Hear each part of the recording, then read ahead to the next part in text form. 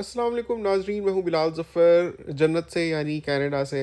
नाजरीन, कल की वीडियो में आपको बताया था कि कनाडा से पाकिस्तान गए हैं ज़ोइला और उमर, और कहती हैं ज़ोइला कि उमर का रवैया पाकिस्तान जाकर बदल गया है। उसकी उन्होंने 2 मिसालें दी थी। उसका ये पार्ट 2 है। बड़ी ही सुनने वाली बातें हैं, आपको पता चलेगा पाकिस्तान में क्या मेंटालिटी चल रही है कुछ लोगों की, और एक बीवी के साथ अगर ज़्यादती होती है तो उसको क्या करना चाहिए, इस बारे में ज़रा तफसील से बात करेंगे। सबसे पहले आपसे गुजारिश है कि इस वीडियो को एक थम्ब्स अप दे दें और चैनल को सब्सक्राइब कर लें। तो नाज़रीन, मैं बहुत ही मुख्तसरन रीकैप करता हूँ। पार्ट 1 का हुआ ये था कि ज़ोइला और उमर अपने 1 साल के बच्चे अफ़ान के साथ पाकिस्तान गए, इस्लामाबाद। तो after the initial jet lag wear off होता है, तो उसके बाद ख़ानदान के लोग काफ़ी आ रहे थे, तो उन्होंने सोचा कि इस तरह से कभी कोई आता है कभी कोई आता है, एक ही दफ़ा सबको बुलाकर दावत कर लेते हैं, ताकि सबकी एक बार दावत हो जाएगी, सबसे मिल लेंगे, फिर हम अपनी मर्ज़ी से घर से बाहर भी निकल सकेंगे। वरना बहुत इस तरह हो रहा था कि ये घर पर नहीं है तो पीछे से कभी कोई आया कभी कोई आया, क्योंकि जिसको पता चलता था ये कनाडा से 3 साल बाद आए हैं, तो सब लोग मिलने के लिए आना चाहते थे। तो इन्होंने ये सोचा कि खुद ही एक दावत करते हैं सबकी। उसके लिए ज़ोइला ने घर में खाना बनाया। 18 बंदे थे उमर के ख़ानदान के इंतहाई करीबी, जिसमें उसके भाई भाभियाँ, सास-ससुर और नंद वगैरह थे। तो ज़ोइला कहती हैं कि मैंने कोई 10 डिशेज़ बनाई, साथ में मीठे भी बनाए। 3 दिन पहले से तैयारी शुरू कर दी थी, बाज़ार से सौदा लाना, बनाना, फिर कुछ रेफ्रिजरेट करना, फिर ताकि ऐन वक़्त पे उसको दोबारा से तड़का दिया जा सके, थिंग्स लाइक दैट, ताकि she wanted to make sure कि बेस्ट प्रेज़ेंटेशन हो, बेस्ट ज़ायका हो और सब कुछ अच्छा जाए। तो बहुत मेहनत करके ज़ोइला ने सबकी दावत की, और जब खाने में सब मसरूफ़ थे, ये तो मियाँ बीवी कहते हैं कि हम वैसे ही कम खाने के आदी हो गए हैं कनाडा में रह रह के, और मीठा तो हम बिल्कुल खाते ही नहीं, हमने छोड़ ही दिया। बल्कि ये है कि जैसे ही हम खाने से फ़ारिग होते हैं तो या कहवा पी लेते हैं हम, या चाय की तलब होती है। तो हुआ ये कि एक डाइनिंग टेबल था बड़ा सा, जिसमें जोएला सेंटर पे बैठी हुई थी और लेफ्ट और राइट उमर के रिलेटिव्स थे, बैक साइड पर वॉल थी। ऐसे में उमर जो थे वो उस तरफ थे डाइनिंग टेबल के, मीनिंग के उनकी साइड पर दीवार नहीं थी बल्कि टीवी लाउंज था। सो व्हाट हैपन कि उमर जल्दी खाने से फारिग हो गए, और उन्होंने सोचा कि अब चाय पी लेता हूँ मैं। तो मीनवाइल जोइला भी फारिग हो गई थी, जबकि जो पाकिस्तानी रिश्तेदार थे वो भी खाने में मसरूफ़ थे, कुछ मीठे की तरफ हाथ बढ़ा रहे थे। तो उमर जब चाय अपनी डाल रहे थे तो जोइला ने कहा, उमर मुझे भी चाय डाल दें। तो उमर ने खिलाफ तवक्को जोइला को इग्नोर किया। तो जोइला ने फिर कहा, उमर सुन रही हैं, मैं कह रही हूँ मुझे भी चाय डाल दें। लेकिन उमर अपनी चाय डाल के ड्राइंग रूम में जाकर सोफे पे बैठकर पीने लग पड़े, और उन्होंने ऐसे बिहेव किया जैसे उसने जोइला की बात सुनी ही नहीं है, या जोइला कुछ बोल ही नहीं रही। जबकि जोइला ने इतना ऊंचा बोला था कि उस 6 मरले के पोर्शन की आखिरी दीवार तक आवाज़ जा रही थी, और सब ख़ानदान वालों ने सुना था। नहीं, अगर सुनने का कोई प्रिटेंड कर रहा था तो वो उसका अपना शौहर था। तो ज़ोइला कहती है कि ये मेरे लिए इतनी इंसल्टिंग बात थी, मेरे लिए इतना इंसल्टिंग एटीट्यूड था उमर की तरफ से, कि उस वक़्त मुझ पर क्या बीती मैं आपको बता नहीं सकती, क्योंकि सब एक दूसरे को कनंखियों से देख रहे थे। कोई डाइनिंग टेबल के नीचे से एक दूसरे को पाँव से हिलाकर इशारे कर रहा था, कोई आईब्रोज़ रेज़ कर रहा था। वो होता है ना, एक एब्नॉर्मल चीज़ होती है तो सभी लोग नोटिस करते हैं, अपने अपने तरीके से रिएक्ट करते हैं, बताना भी नहीं चाहते, बोलना भी नहीं चाहते, ताकि शर्म ना आ जाए जिसके साथ हो रहा है डायरेक्टली, लेकिन एवरीबडी इज़ नोटिसिंग कि व्हाट्स गोइंग ऑन। तो बहुत अजीब लगा जोएला को, क्योंकि तब उसकी शादी होते ही तकरीबन वो कनाडा चली गई थी, फिर अफ़ान की पैदाइश भी कनाडा में ही हुई थी। तो ये मियाँ बीवी 3 साल से कनाडा में ही थे, तो एक दूसरे के साथ बहुत अच्छे वहाँ पर सेट थे, दोनों वहाँ पर जॉब्स भी करते थे। तो अभी ये फर्स्ट टाइम पाकिस्तान आए थे शादी के बाद, अफ़ान के बाद। अफ़ान से भी ये सब लोग पहली दफ़ा मिल रहे थे। तो हुआ ये कि ज़ोइला को बहुत ही अजीब लगा कि उमर ने कैसे बिहेव किया है। और फिर यही नहीं, एक और भी चीज़ थी कि अफ़ान क्योंकि सिर्फ़ 1 साल का है, तो कभी-कभार तो ये जो मेहमान आए हुए थे, कभी एक उठा रहा था, कभी दूसरा उठा रहा था, तो ज़ोइला वाज़ इन द किचन, कभी खाना गरम कर रही हैं, कभी कुछ कर रही हैं, कभी दम लगा रही हैं, दिस एंड दैट। लेकिन अफ़ान फिर बीच-बीच में रोने लग पड़ता था, उसको माँ की तलब होती थी, तो ज़ोइला को उठाना पड़ता था। ज़ोइला उसको बेड पर रखती, तो अफ़ान उसी वक़्त रोने लग पड़ता ऊँचा-ऊँचा। तो बच्चे को मम रखने के लिए, उसको चुप करा के रखने के लिए ज़ोइला के पास कोई चारा नहीं था बट ये कि उसको कोई उठाए, बिकॉज़ अफ़ान की ऐसी आदत है कि उसको जब कोई उठाता है तो वो चुप हो जाता है, और अगर उसको बेड पर डाल दिया जाए तो वो रोने लग पड़ता है। और वो सिर्फ़ अपने माँ से मानूस है या बाप से मानूस है। ज़्यादा रिश्तेदारों के पास भी जब वो उठाना भी चाह रहे थे तब भी वो बच्चा रो ही रहा था। ज़ाहिर-सी बात है, अब कनाडा में उसने पूरा साल गुज़ारा है, जब से पैदा हुआ है, होश संभाला है उसने, सिर्फ़ अपने माँ-बाप के अलावा किसी की शक्ल नहीं देखी हुई, तो वो बच्चा नहीं हिला हुआ लोगों के साथ। तो हालाँकि बाकी सब उठाना चाह रहे थे, जो उसके चाचे-चाचियाँ, फूफा वग़ैरह थे, लेकिन बच्चा खुद ही सबके पास रो रहा था। तो ज़ोइला फिर चाह रही थी कि उमर उठा ले, जो उसका अपना शौहर है, लेकिन उमर बिल्कुल बच्चे को नहीं उठा रहा था। हालाँकि आम तौर पे वो उठाता है, जैसे बाप नॉर्मली उठाते हैं, और ज़रूरत हुई तो माँ को दे दिया, माँ थक गई तो बाप ने उठा लिया, जब भी उठाने की होती है। लेकिन आज उमर का कोई अलग ही बिहेवियर था सबके सामने। उसने अफ़ान को हाथ तक नहीं लगाया।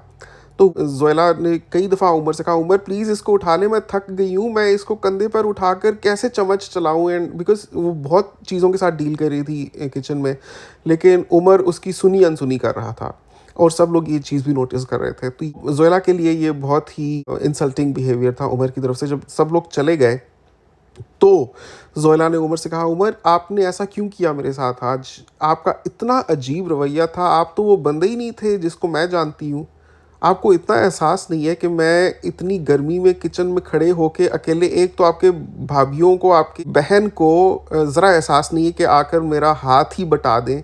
ना किसी ने बर्तनों को हाथ लगाया। एंड में जब सब खा चुके तो डाइनिंग टेबल से एक-एक प्लेट, एक-एक डिश उठाकर भी मैंने ले जाकर रखी, और सिंक में जगह नहीं थी। मैंने आधे सिंक में रखे, आधे शेड के ऊपर रखे किचन में। किचन ही हमारा कितना सा है, छोटा-सा हमारा पोर्शन है 6 मरले का, उसका कितना-सा किचन होता है। किसी ने मजाल है जो मेरी हेल्प की हो या मेरा हाथ बटाया हो। बर्तन धुलवाने में तो क्या ही हाथ बटाना था, शेल्फ तक रखने में किसी ने हेल्प नहीं की। याद है हम कनाडा में जब जाते थे, कभी भी गेट टुगेदर्स होते थे, everybody used to make sure कि उसने जो खाया है वो गार्बेज बैग में डाले। बल्कि कनाडा में तो अक्सर लोग ऐसा सिस्टम करते हैं कि जब इस तरह की बड़ी-बड़ी दावतें होती हैं तो paper cups and paper dishes and paper plates होती हैं, तो वो एक्सपेक्टेड भी नहीं होता कि इनको कोई धोएगा। वो खाते हैं लोग, और वो जो जैसी प्लेट खाली होती है तो उसको गार्बेज बैग में डाल देते हैं। बट इन एनी केस हर दफ़ा ही ऐसा नहीं होता, यहाँ पर भी बहुत लोग कांच की प्लेट्स निकालते हैं। लेकिन जब भी लोग खा चुकते हैं तो ये एक तरह का यहाँ का कल्चरल नॉर्म है, एक आदत है लोगों की बड़ी अच्छी, कि वो जाकर उसको प्रॉपर जगह पर रखते हैं, and they tend to extend a helping hand. कभी कभार अगर धो सकें तो धो देते हैं, डिस्पोज ऑफ करने वाली चीज़ हो तो उसको डिस्पोज ऑफ कर देते हैं, नहीं तो उसको कम से कम शेड तक जाकर रखते हैं। तो उमर की जो भाभियाँ थीं, जो भाई थे, जो बहन बहनोई, सब ने अपनी प्लेट्स उसी तरह से डाइनिंग टेबल के ऊपर छोड़ दी, और ज़ोइला को एक-एक की उठा उठा के रखनी पड़ी किचन में। ऐसे में जो नंद है वो आकर बोलती है, हाय हाय ज़ोइला, तुमने क्या हालत बनाई हुई है अपनी। हमने तो सोचा था कि कनाडा से आई होगी तो कोई रूप नज़र आएगा, कोई अच्छी लग रही होगी। तुमने तो अपनी हालत बिगाड़ी हुई है, हशर नशर है। क्या तुमने सत्यानाश की हुई है।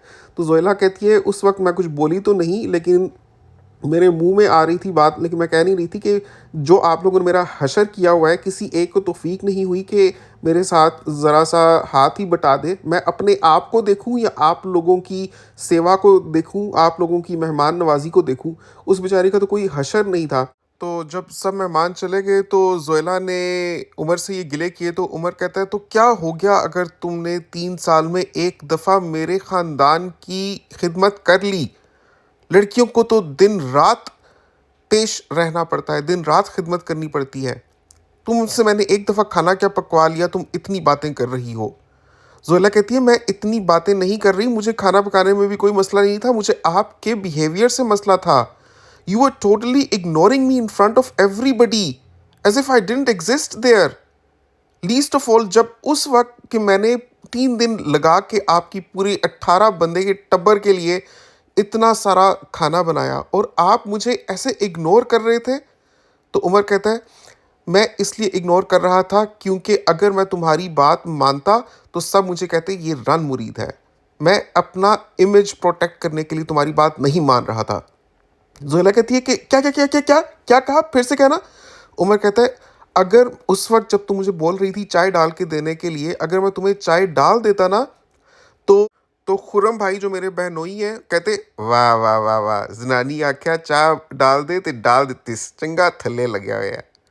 तुम एक बात समझ जाओ कि मुझे मेरे खानदान वालों के सामने कोई बात मत कहा करो, क्योंकि तुम कुछ भी कहोगी अगर मैंने वो मान लिया तो उसको नेगेटिव लाइट में देखा जाएगा। तो जोएला कहती है, well how about you Manning up and not caring what somebody is thinking about you. आप ही क्यों नहीं दूसरों की परवाह करनी बंद कर देते? आप मेरे साथ रहते हैं, अपने खानदान वालों के साथ रहते हैं। तो कहती है कि उमर कहते हैं, भाई तुम समझ जाओ कि मर्द की एक उठान होती है हमारे माशरे में, ख़ास तौर पे मेरी फैमिली में। हस्बैंड चाय डलवाने वाला तो हो सकता है, चाय डाल के देने वाला नहीं होता अपनी बीवी को। जोएला कहती है, अच्छी फैमिली है आपकी। तो उमर कहता है, और तुम ये मुझे क्या कह रही थी अफान को उठाने के लिए? एक मर्द को ये जेब देता है कि वो छोटे छोटे बच्चों को उठाए? तो जोएला कहती है, उमर अगर आप अपनी फैमिली के सामने नहीं उठा सक रहे थे for whatever stupid reasons, मैं फिर भी शायद समझ सकूं, बट अब जब सब चले गए हैं, यू एक्चुअली थिंकिंग कि it does not suit you कि आप अफान को उठा लें, makes me believe that I have married a really toxic person.